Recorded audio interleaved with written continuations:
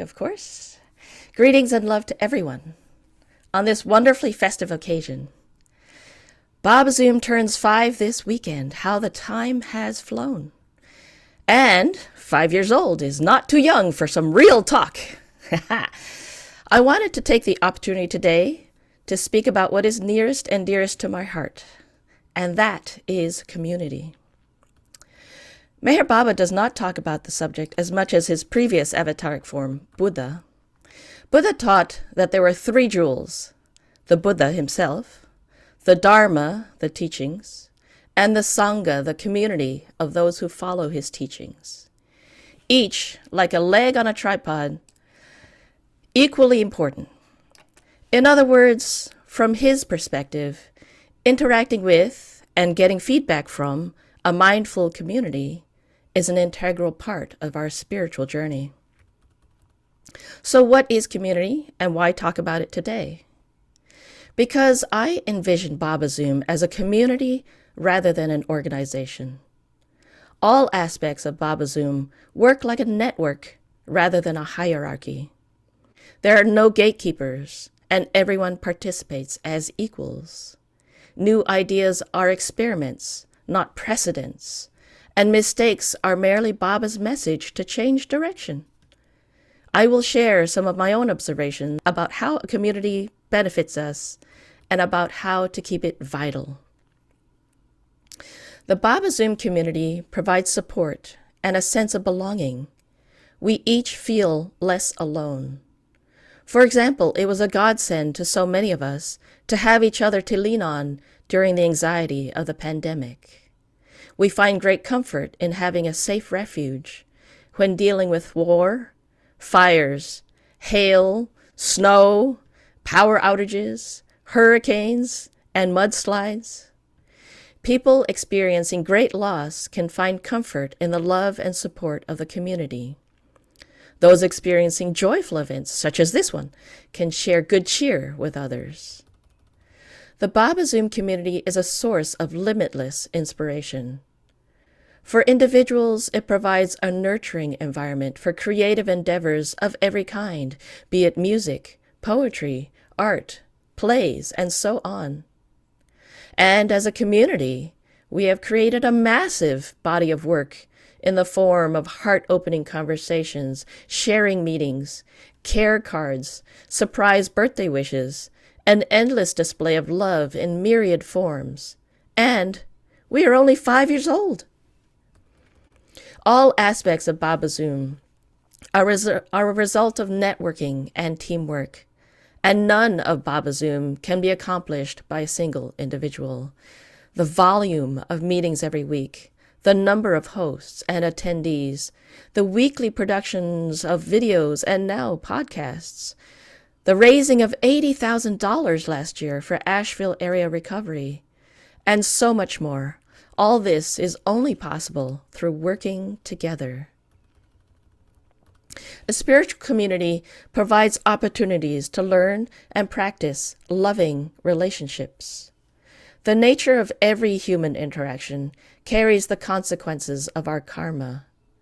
With some introspection and some trusted feedback from others, we learn more and more how to interact with love, even as we unwind our sanskaras.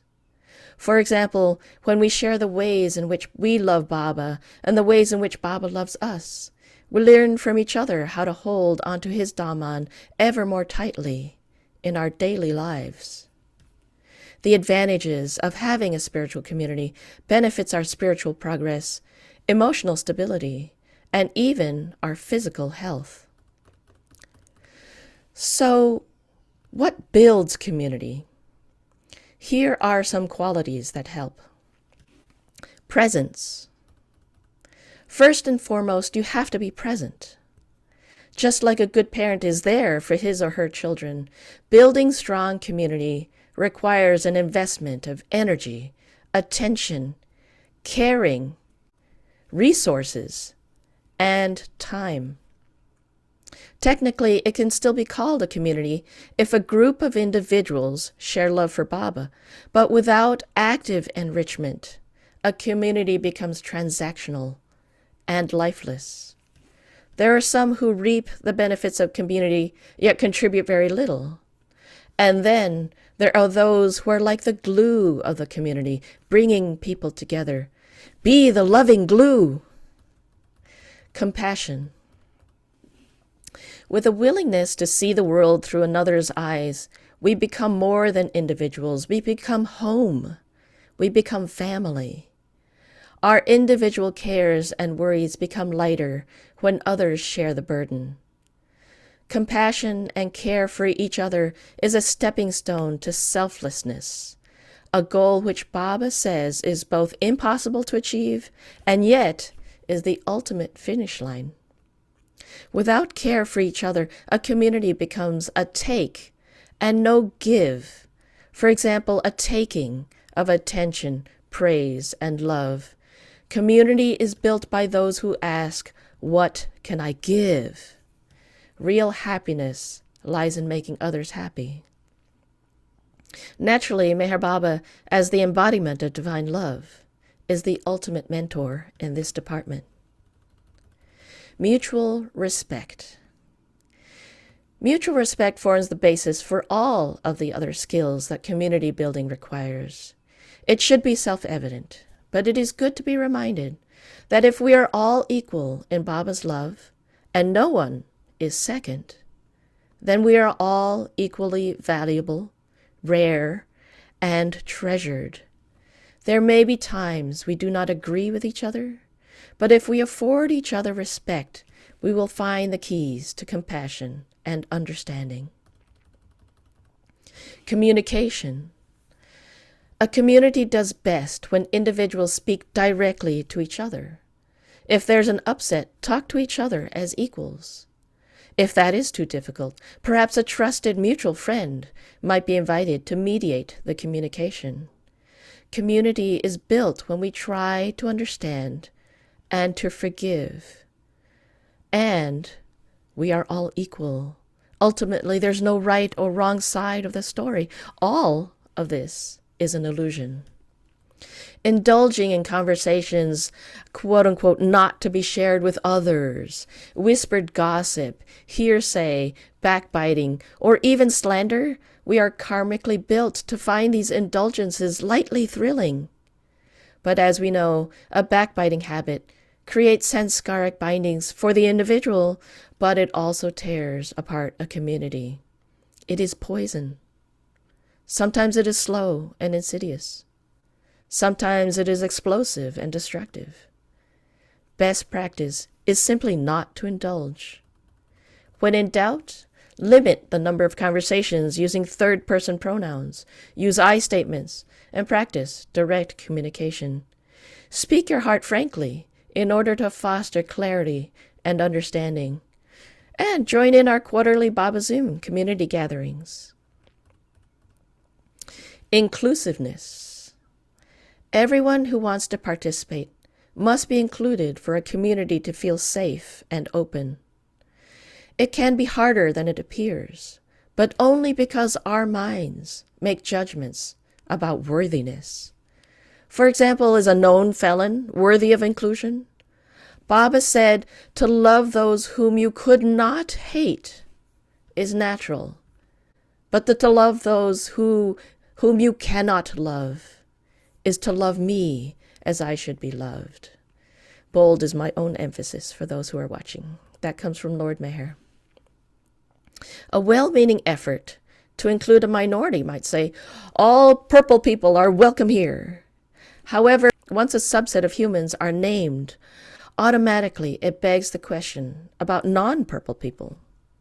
So then we have to say purple and non-purple people are welcome.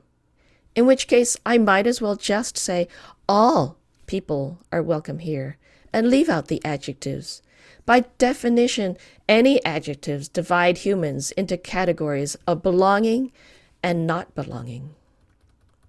Even the adjective Baba lover begs its opposite, non-Baba lover. And yet, how do you define a Baba lover?